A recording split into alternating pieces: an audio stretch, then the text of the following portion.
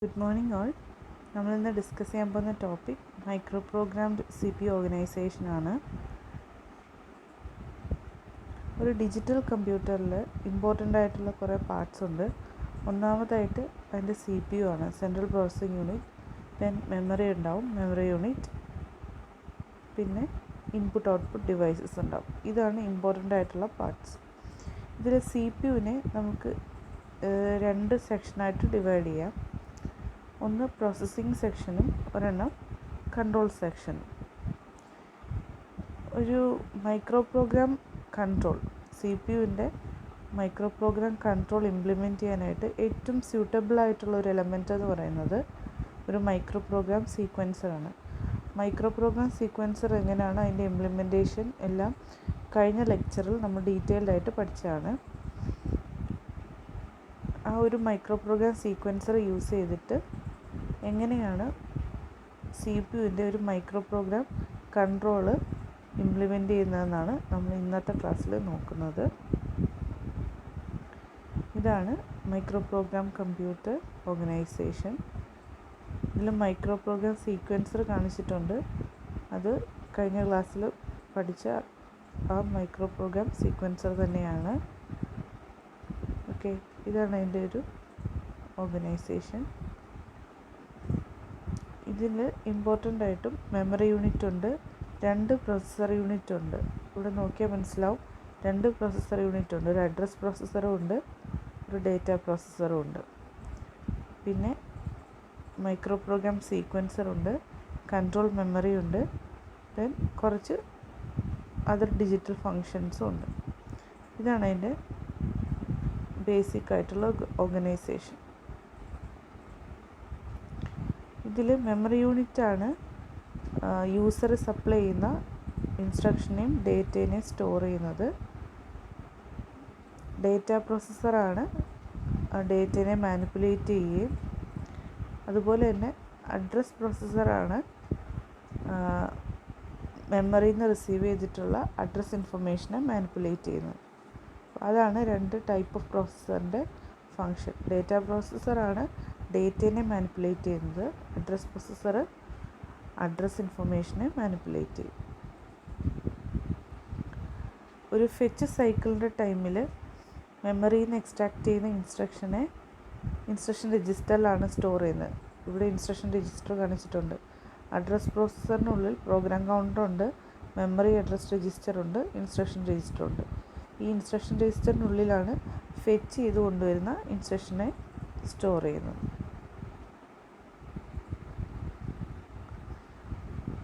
Instruction രജിസ്റ്ററിനകത്ത് വരുന്ന instruction code bits, അതാണ് control മെമ്മറിയിലെ macro ഓപ്പറേഷനെ specify ചെയ്യുന്നത്. ഏത് ഓപ്പറേഷനാണ് എക്സിക്യൂട്ട് ചെയ്യേണ്ടതെന്നുള്ള കാര്യം കോഡ് ചെയ്തിരിക്കുന്ന ഇൻസ്ട്രക്ഷൻ കോഡിനുള്ളിലാണ്. അത് ഇൻസ്ട്രക്ഷൻ രജിസ്റ്ററിലാണ് ഫെച്ച് ചെയ്ത് സ്റ്റോർ ചെയ്യുന്നത്. ഇതിനെ ഓപ്പറേഷൻ കോഡിലെ ഓപ്പ് കോഡ് എന്ന് പറയും. ഈ ഓപ്പറേഷൻ കോഡ് ബിറ്റ്സിനെ കൺവേർട്ട് ചെയ്യാനായിട്ട്, അതായത് ഇതിനകത്ത് സ്റ്റാർട്ടിങ് അഡ്രസ്സ് ജനറേറ്റ് ചെയ്യണമല്ലോ, കൺട്രോൾ മെമ്മറിയുടെ സ്റ്റാർട്ടിങ് അഡ്രസ്സ് ജനറേറ്റ് ചെയ്യാൻ വേണ്ടിയിട്ട് ഓപ്പറേഷൻ കോഡ് ബിറ്റ്സിനെ നമ്മൾ കൺവേർട്ട് ചെയ്യേണ്ടതായിട്ട് വരും. അപ്പോൾ ഒരു കോഡ് ട്രാൻസ്ഫോർമേഷൻ ആവശ്യമായിട്ട് വരും. നമ്മളുടെ കയ്യിൽ ഇൻസ്ട്രക്ഷൻ ഫെച്ച് സൈക്കിളിൽ മെമ്മറിയിൽ നിന്ന് ഒരു ഇൻസ്ട്രക്ഷനെ ഫെച്ച് ചെയ്ത് ഇൻസ്ട്രക്ഷൻ രജിസ്റ്ററിൽ കൊണ്ടുവരും. ആ ഇൻസ്ട്രക്ഷനിലുള്ള ഓപ്പറേഷൻ കോഡിനെ ഡീകോഡ് ചെയ്താൽ മാത്രമേ മെമ്മറിയിലെ അല്ലെങ്കിൽ കൺട്രോൾ മെമ്മറിയിലെ സ്റ്റാർട്ടിങ് അഡ്രസ്സ് ജനറേറ്റ് ചെയ്യാനായിട്ട് പറ്റും. അപ്പോൾ ഒരു കോഡ് ട്രാൻസ്ഫോർമേഷൻ ആവശ്യമായിട്ട് വരും. ഈ കോഡ് ട്രാൻസ്ഫോർമേഷൻ എന്ന് പറഞ്ഞാൽ ഒരു മാപ്പിംഗ് ഫംഗ്ഷനാണ്. അതിനെ നമുക്ക് റോം അല്ലെങ്കിൽ ഒരു PLA യൂസ് ചെയ്തിട്ട് ഇംപ്ലിമെൻറ്റ് ചെയ്യാനായിട്ട് പറ്റും.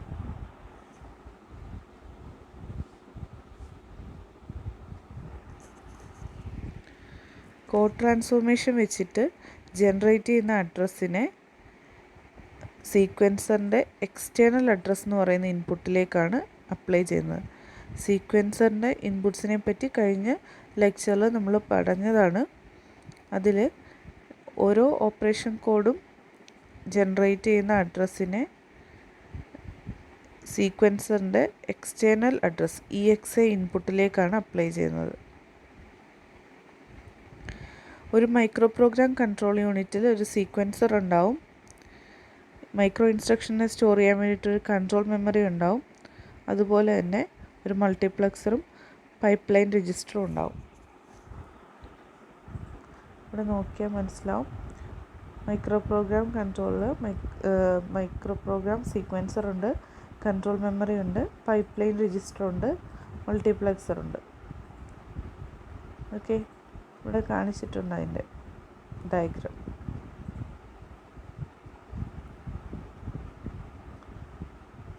മൾട്ടിപ്ലക്സറാണ് സ്റ്റാറ്റസ് ബിറ്റിൽ ഒരെണ്ണത്തിനെ സെലക്ട് ചെയ്ത് സീക്വൻസറിൻ്റെ എന്ന് പറയുന്ന ടെസ്റ്റ് എന്ന് പറയുന്ന ഇൻപുട്ടിലേക്ക് അപ്ലൈ ചെയ്യുന്നത്.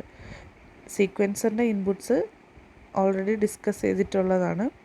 അതിൽ ടെസ്റ്റ് എന്നൊരു ഇൻപുട്ടുണ്ട്. ആ ഇൻപുട്ടിലേക്ക് സ്റ്റാറ്റസ് ബിറ്റ്സിൽ ഒരെണ്ണത്തെ സെലക്ട് ചെയ്ത് അപ്ലൈ ചെയ്യുന്നത് മൾട്ടിപ്ലക്സറാണ്. മൾട്ടിപ്ലക്സറിൻ്റെ ഒരു ഇൻപുട്ട് എന്ന് പറയുന്നത് എപ്പോഴും 1 ആയിട്ടാണ് സെറ്റ് ചെയ്യുന്നത്. അങ്ങനെ സെറ്റ് ചെയ്തിരിക്കുന്നതിന് റീസൺ എന്ന് പറഞ്ഞാൽ അൺകണ്ടീഷണൽ ബ്രാഞ്ച് ഓപ്പറേഷൻ എക്സിക്യൂട്ട് ചെയ്യാൻ വേണ്ടിയിട്ടാണ് ഒരു ഇൻപുട്ടിനെ 1 ആയിട്ട് സെറ്റ് ചെയ്യുന്നത്. ലെഫ്റ്റ് മോസ്റ്റ് മാർക്സ് നോക്കിയാൽ മനസ്സിലാവും. അതിൽ 4 സ്റ്റാറ്റസ് ബിറ്റ്സിനെ കാണിച്ചിട്ടുണ്ട്. അതിൽ ഒരെണ്ണം 1 ആയിട്ട് സെറ്റ് ചെയ്തിട്ടുണ്ട്. ഓക്കെ, മാർക്സിൻ്റെ ഔട്ട്പുട്ട് എന്നാണ്, ടെസ്റ്റ് ബിറ്റ് ആയിട്ടാണ് കാണിച്ചിരിക്കുന്നത്. അത് മൈക്രോ പ്രോഗ്രാം സീക്വൻസറിലേക്കാണ് അപ്ലൈ ചെയ്യുന്നത്. ഓക്കെ, ഇനി അതിൻ്റെ ടോപ്പിലായിട്ട് നോക്കിയാൽ കോഡ് ട്രാൻസ്ഫോർമേഷൻ, അതിനെ PLA വെച്ചിട്ടാണ് ഇംപ്ലിമെൻറ്റ് ചെയ്തിരിക്കുന്നത്. അതിൻ്റെ ഔട്ട്പുട്ടായിട്ട് വരുന്ന ഒരു എക്സ്റ്റേണൽ അഡ്രസ്സാണ് EXA. അത് മൈക്രോ പ്രോഗ്രാം സീക്വൻസറിൻ്റെ ഇൻപുട്ടിലേക്കാണ് അപ്ലൈ ചെയ്യുന്നത്. ഇനി കൺട്രോൾ ഓപ്പറേഷൻ സ്പീഡപ്പ് ചെയ്യാൻ വേണ്ടിയിട്ടാണ് പൈപ്പ് ലൈൻ രജിസ്റ്റർ യൂസ് ചെയ്യുന്നത്.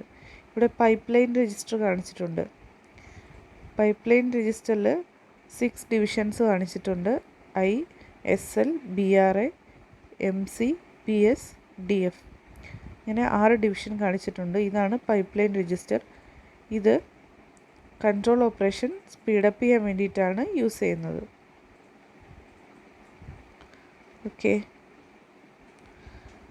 ഇനി ഈ ഓരോ ഫീൽഡും പൈപ്പ് ലൈൻ രജിസ്റ്ററിലെ ഓരോ ഫീൽഡിൻ്റെയും പർപ്പസ് എന്താണെന്നാണ് പറയുന്നത്. I ഫീൽഡ് യൂസ് ചെയ്യുന്നത് സീക്വൻസറിൻ്റെ ഇൻപുട്ട് ഇൻഫർമേഷൻ സപ്ലൈ ചെയ്യാൻ വേണ്ടിയിട്ടാണ് I ഫീൽഡ് യൂസ് ചെയ്യുന്നത്. അത് 3 ബിറ്റാണ്. സീക്വൻസറിന് വേണ്ടിയിട്ടുള്ള ഇൻപുട്ട് ഇൻഫർമേഷൻ പ്രൊവൈഡ് ചെയ്യുന്നത് I ഫീൽഡാണ്. 3 ബിറ്റാണ് അതിൻ്റെ സൈസ് എന്ന് പറയുന്നത്.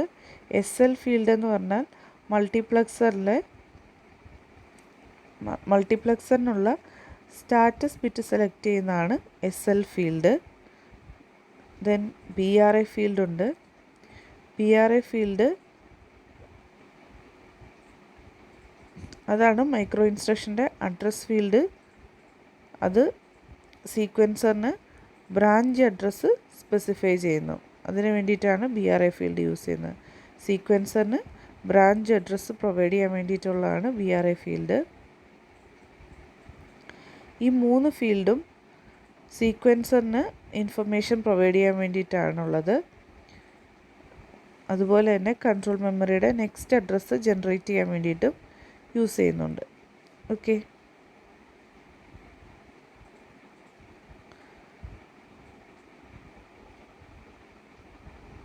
ഇനി MC എന്നൊരു ഫീൽഡുണ്ട്.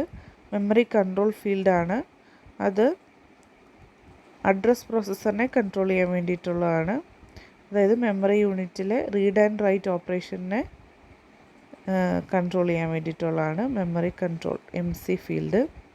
ദെൻ PS ഫീൽഡുണ്ട്. അത് പ്രൊസസ്സർ സെലക്റ്റ് ആണ്. ഡേറ്റ പ്രോസസ്സർ യൂണിറ്റിലെ ഓപ്പറേഷൻസിനെ കൺട്രോൾ ചെയ്യാൻ വേണ്ടിയിട്ടുള്ളതാണ് PS, processor select. Address processor ആണെങ്കിൽ MC ഫീൽഡ്, ഡേറ്റ പ്രോസസ്സർ ആണെങ്കിൽ PS ഫീൽഡ്. ഇനി DF ഉണ്ട്, ഡേറ്റ ഫീൽഡ്.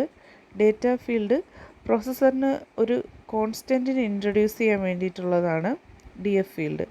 അതിൻ്റെ 2 ആപ്ലിക്കേഷൻ എന്തൊക്കെയാണെന്ന് പറഞ്ഞാൽ, ഇപ്പോൾ ഒരു പർട്ടിക്കുലർ പ്രോസസ്സർ രജിസ്റ്റർ അതിൻ്റെ വാല്യൂവിൻ്റെ കൂടെ അല്ലെങ്കിൽ അതിനെ ഒരു പർട്ടിക്കുലർ എമൗണ്ട് ഇൻക്രിമെൻ്റ് ചെയ്യണം.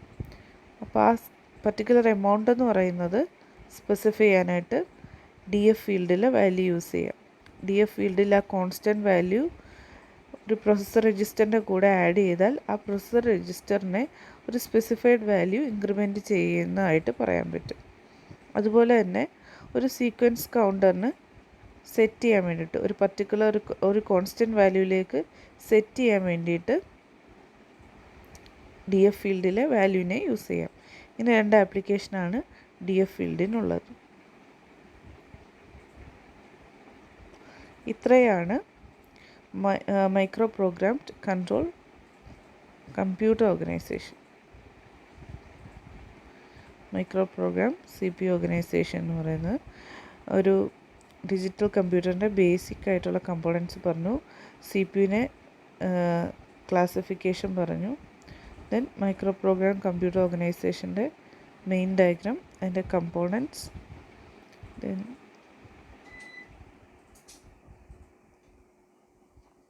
ഇത്രയാണ് പറയാനുള്ളത്.